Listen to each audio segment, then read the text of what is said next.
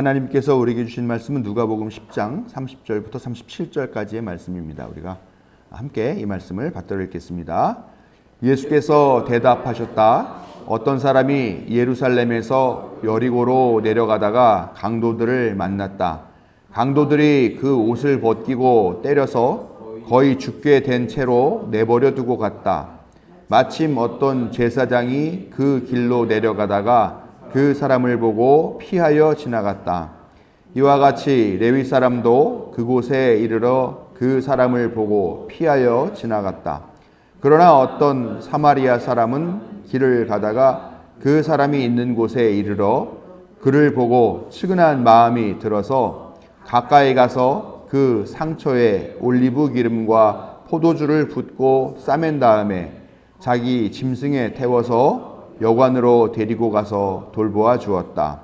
다음 날 그는 2 데나리온을 꺼내어서 여관 주인에게 주고 말하기를 이 사람을 돌보아 주십시오.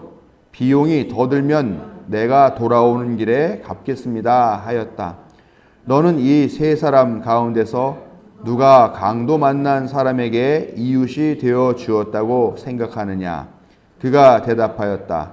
자비를 베푼 사람입니다. 예수께서 그에게 말씀하셨다. 가서 너도 이와 같이 하여라. 아멘. 우리의 약함과 무지를 깨우치시고 또 힘있게 하시며 생명의 길로 인도하시는 항상 오르신 하나님의 사랑과 자비가 오늘 예배하기 위해 하나님 앞에 나온 자녀들과 함께 하시기를 성어버이 성자 성령의 이름으로 축원합니다.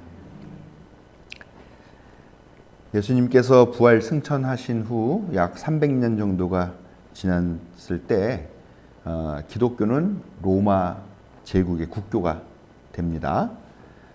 그렇게 이 아시아의 서쪽 부분 중심으로 그리고 또 유럽 그렇게 그쪽을 지배하는 종교가 되었습니다.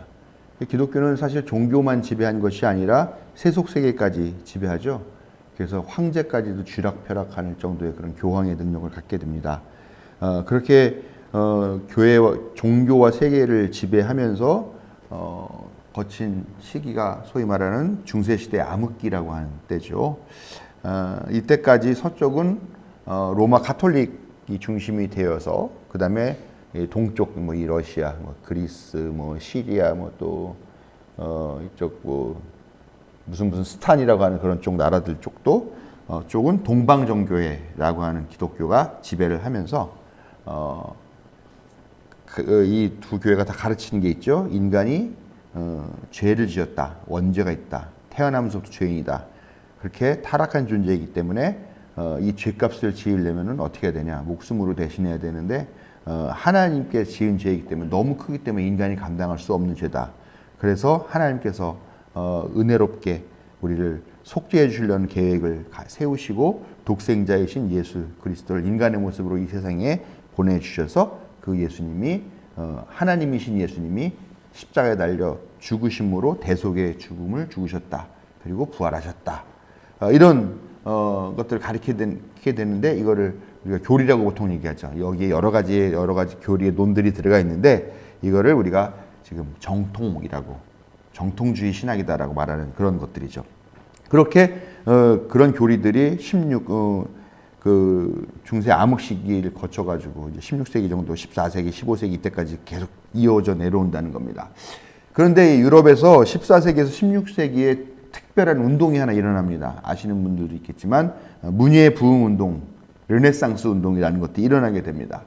그동안은 신중심, 신과 교회가 지배하는 그런 세계였는데 이제는 신중심이기도 하지만 우리 자신도 좀 바라봐야 되지 않겠냐? 하면서 그리스, 로마 신화와 그런 철학들을 연구하면서 인간 중심의 세계관으로 조금씩 이동하게 된다는 거죠. 사실 이동하는 게 아니죠. 그동안 신중심, 교회 중심이라는 세계관만 있었었는데 그 안에서 인간 중심의 세계관과 가치관들이 조금씩 생겨나게 되었다라는 것이죠. 그러다 보니까 가톨릭이 지배하던 그런 세상에 대해서 반동운동이 일어나고 여기에 또 이제 산업혁명까지 더해지게 되는 거죠.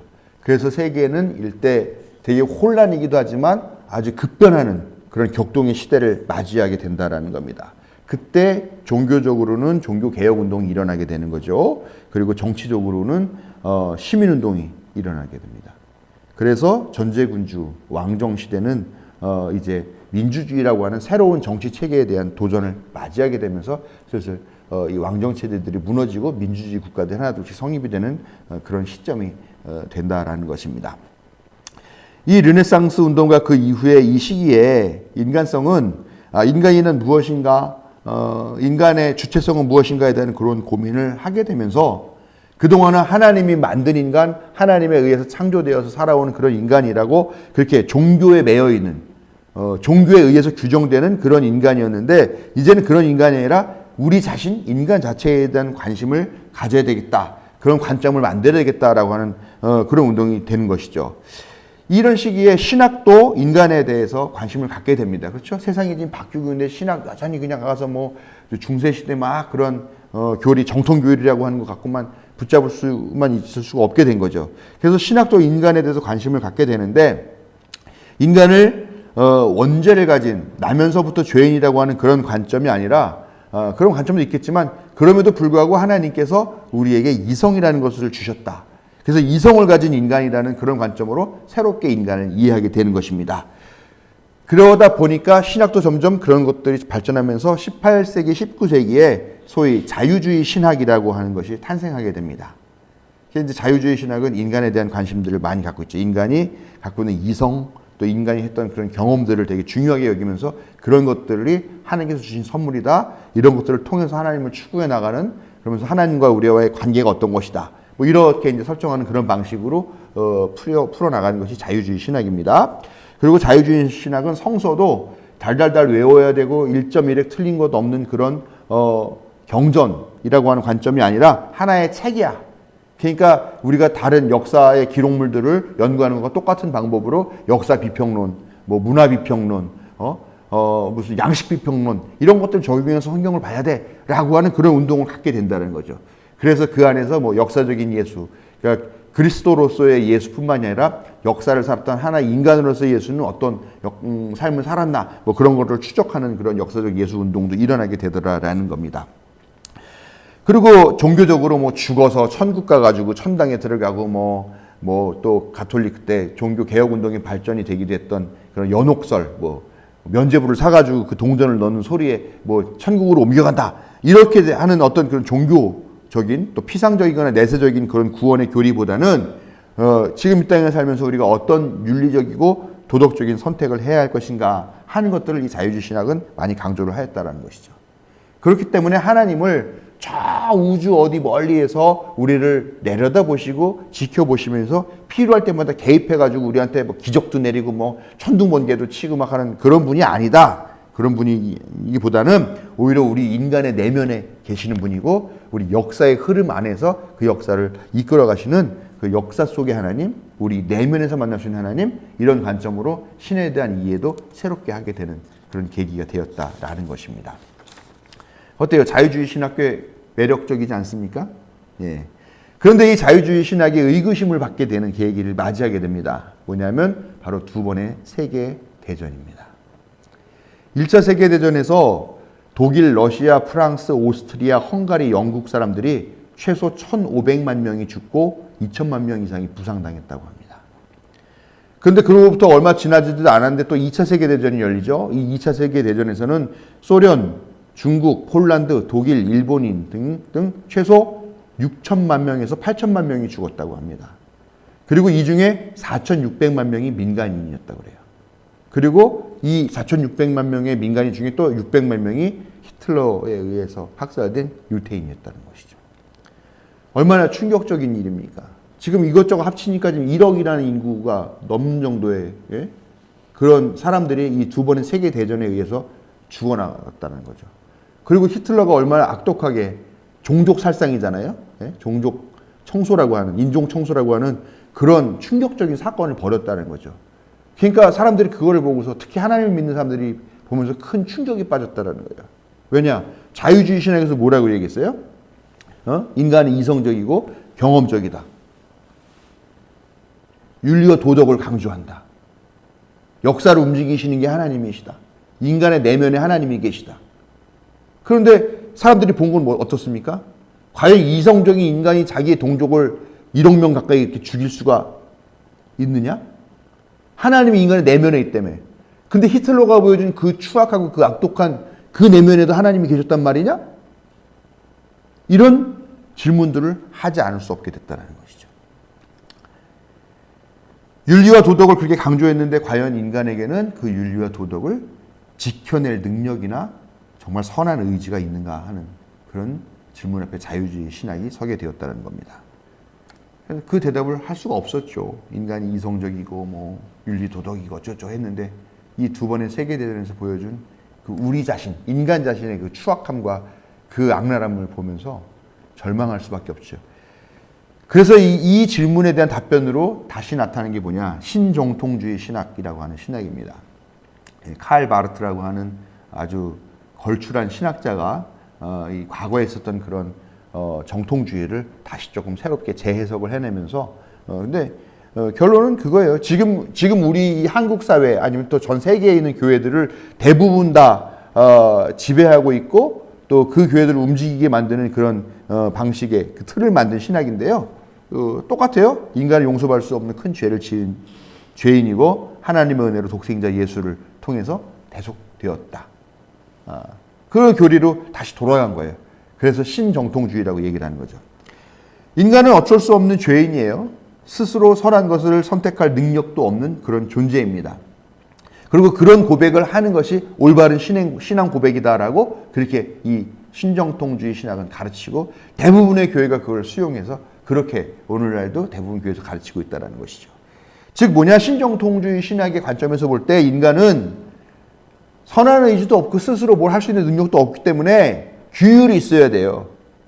서열이 있어야 되고 그리고 통제해야 돼요. 통제를 하기 위해서 어떤 권위주의가 필요하다라는 것이죠. 그래서 가급적이 보면 획일적인 신앙 고백을 하게 하고 또 뭔가 잘못됐을 때는 그 규율에 의해서 엄하게 뭐 추방한다거나 처벌한다거나 하는 그런 방식을 택하게 된다는 것입니다. 즉 인간은 철저하게 지배되고 통제되어야 할 그런 존재를 인식하는 것. 그리고 그런 인식들이 우리 신앙인들에게 알게 모르게 배어있다. 바로 이 신정통주의 신학에 의해서라는 것입니다. 그런데 이 신정통주의 신학에도 이 교리에도 균열이 생기기 시작하지 않나라는 생각을 합니다. 왜냐하면 지금 교회가 너무 많이 무너지고 있어요. 전에는 중세시대 같은 때는 모든 사람이 다 강제적으로라도 교회를 다니고 하나님을 믿었어야 되기 때문에 다른 생각을 할 틈이 없습니다만 지금같이 민주주의가 되고 그런 시대에서는 종교의 자유도 있으니까 종교를 믿지 않는 사람들이 나오는 거죠. 기독교를 믿지 않는 사람들. 근데 믿지 않는 사람들이 이 교회를 어떤 눈으로 보고 있느냐라는 겁니다. 호의적으로 호감을 갖고 보느냐? 근데 그렇지 않은 그런 징후들이 지금 여러 군데에서 발견되고 있다는 것이죠. 교회에 젊은이들이 없습니다. 젊은 사람들이 그래도 우리는 지금 뭐 한 10분 좀 넘게 계신데 그중에 2명이나 청년이 있어서 근데 이 비율도 안 되는 교회들이 많이 있는 것 같더라고요. 인간을 죄인으로 본다면 그 스스로 아무것도 선한 일을 할 수 없게 되고 또 개선의 여지도 없고 그런 수동적인 존재, 결국은 끈에 묶여서 조종을 받는 꼭두각시, 마리오네트라고 하죠. 이렇게 조종사가 이렇게 하면서 손도 움직이고 발도 움직이고 하는 그런 인형에 지나지 않게 인간이 인간 스스로를 규정하고 그렇게 고백을 하게 된다는 것입니다.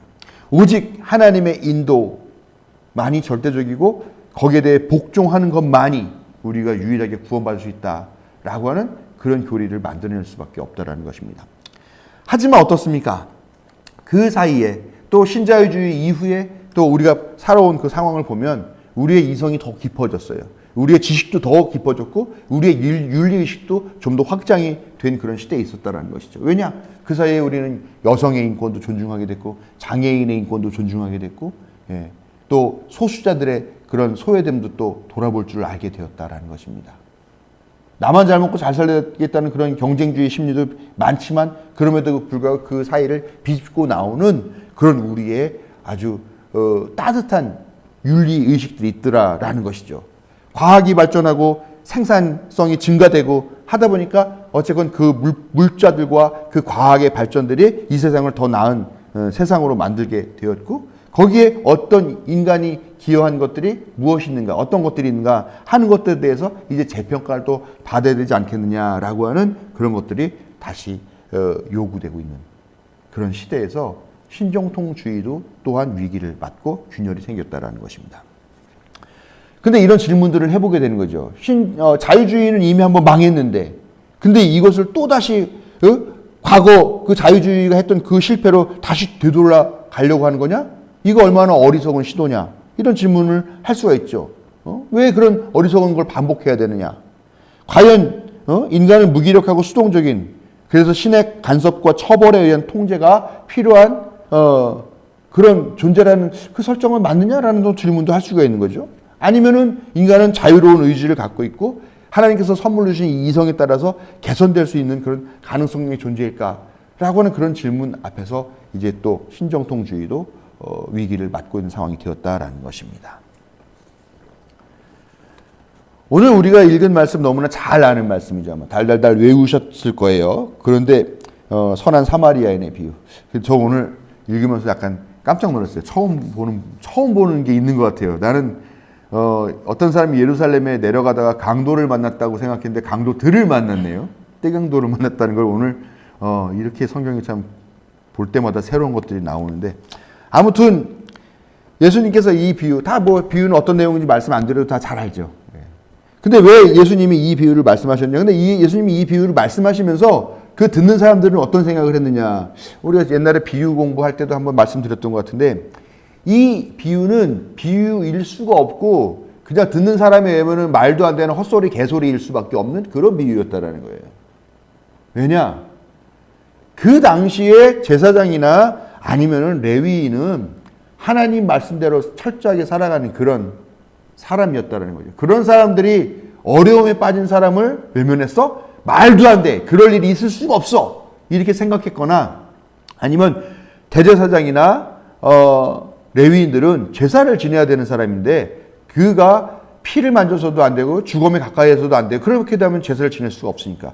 그러니까 그 사람이 죽어가는 사람을 보고 피해간 건 너무나 당연한 거야 라고 사람들은 다 생각했다는 거죠. 그러나 사실 예수님의 말씀에는 은근히 그 제사장과 레위인을 비판하는 듯한 어조가 들어있다는 거죠. 그러니까 사람들이 들 때는 너무나 당연한 걸 왜 비판하는 식으로 얘기하지? 저 사람 무슨 말도 안 되는 소리를 하는 거야? 웬 개소리를 하고 있어? 이렇게 생각을 할 수밖에 없었다는 거죠.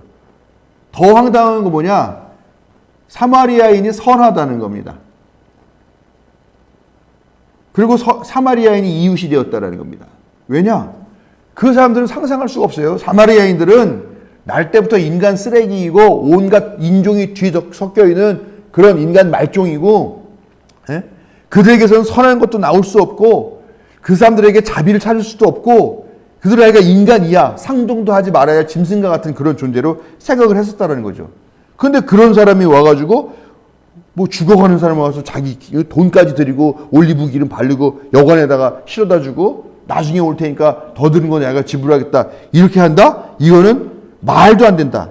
자선을 베풀었을 리도 없고 그런 인면수심을 가진 그런 존재들이라고 하기 때문에 이 이야기는 듣는 사람들은 말도 안 되는 이야기, 비유도 아니고 헛소리라고 그렇게 생각했다라는 것입니다.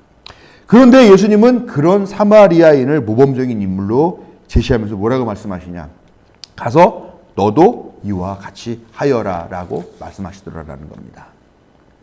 근데 저는 가서 너도 이와 같이 하여라 라고 하는 그 대목이 항상 마음에 꽂혀요.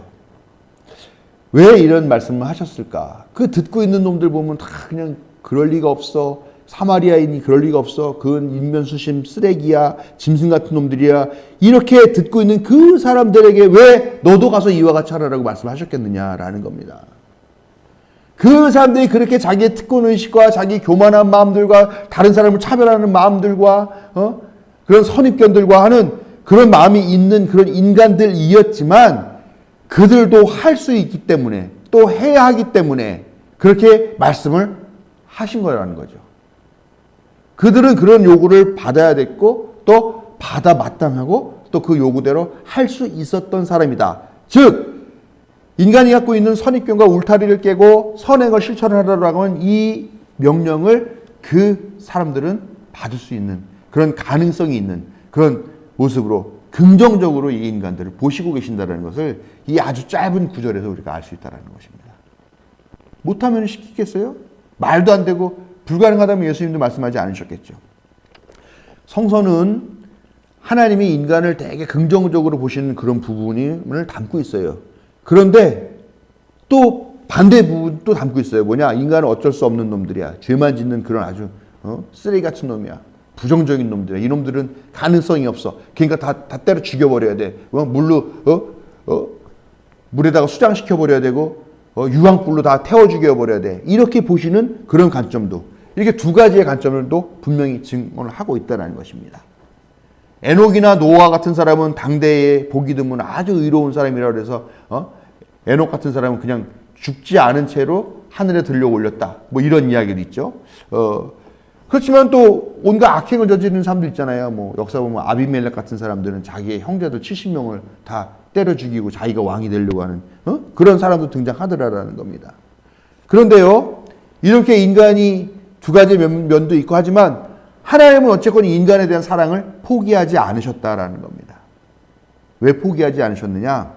그건 하나님의 사랑이 우리가 생각하는 것보다 더 크고 깊기 때문입니다. 근데 그렇기도 하지만 우리 인간에게는 그 사랑을 받아들이고 그 자신도 사랑을 베풀 수 있는 그런 변화의 가능성이 있기 때문이기도 하다라는 것입니다. 여러분, 정말 우리 인간이 전적으로 악하고 어쩔 수 없는 죄인이고 그렇다고 한다면요, 예수님이 오기 이전에 이미 이 세상이 망했어야죠. 그러나 망하지 않고 유지가 되어 왔잖아요. 하나님의 사랑 때문이기도 합니다만 인간 안에는 하나님의 형상이라는 게 있기 때문에요. 정통주의가 만든 폐해는요, 인간의 자유의지를 완전히 말살해버려서 꼭두각시로 만들어버리는 그것이 있습니다. 그러나 또 자유주의도 폐해가 있잖아요. 뭡니까?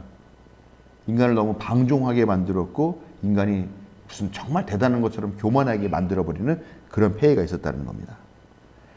우리는 어떻게 보면 이 두 개의 신학이 각자 독점적으로 지배하던 그런 역사를 차례로 번갈아 가면서 거쳐왔다는 거죠. 그런데 지금 우리가 또다시 선택의 기로에 서 있지 않나라는 생각을 합니다.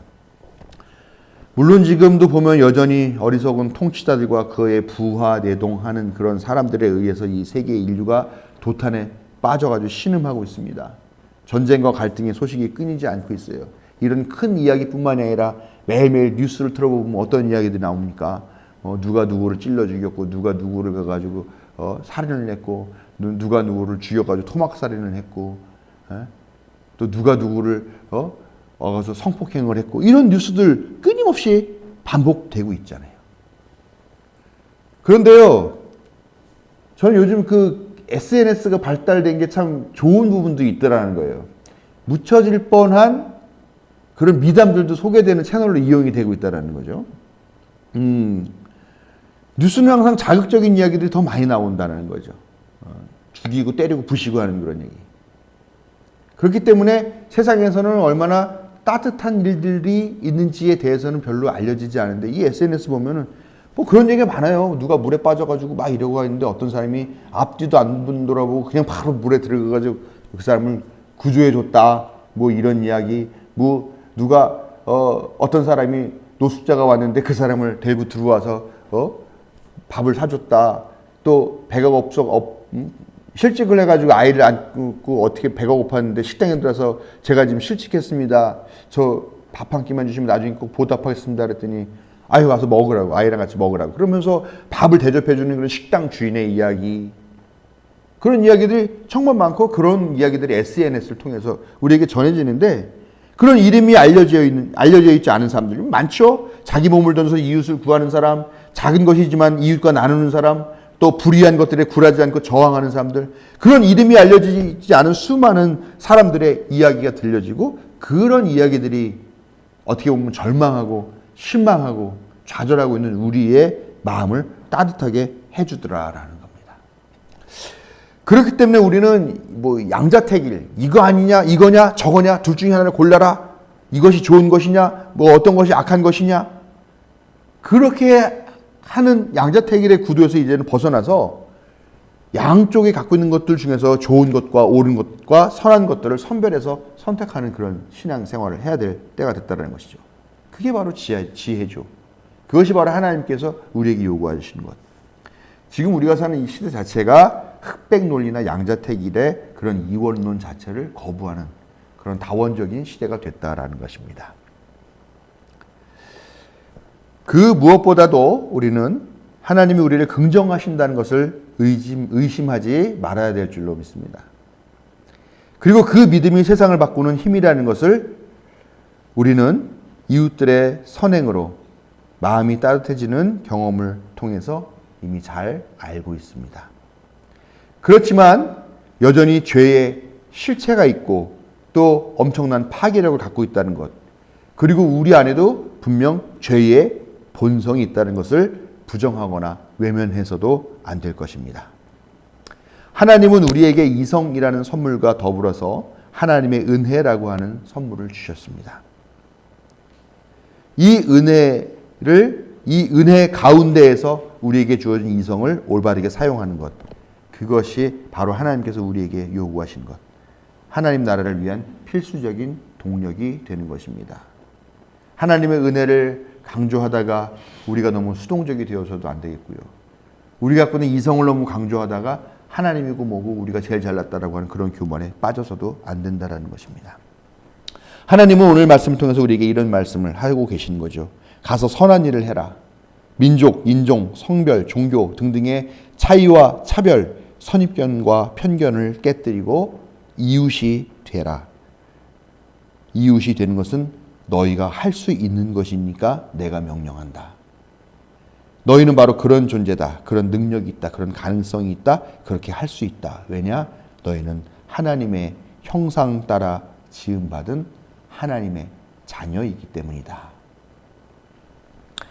하나님은 우리를 긍정하신다는 이 선언을 마음에 품고 선한 일을 행하며 살아가는 성도 여러분들에게 하나님 나라의 기쁨과 평화가 함께 하시기를 축원합니다.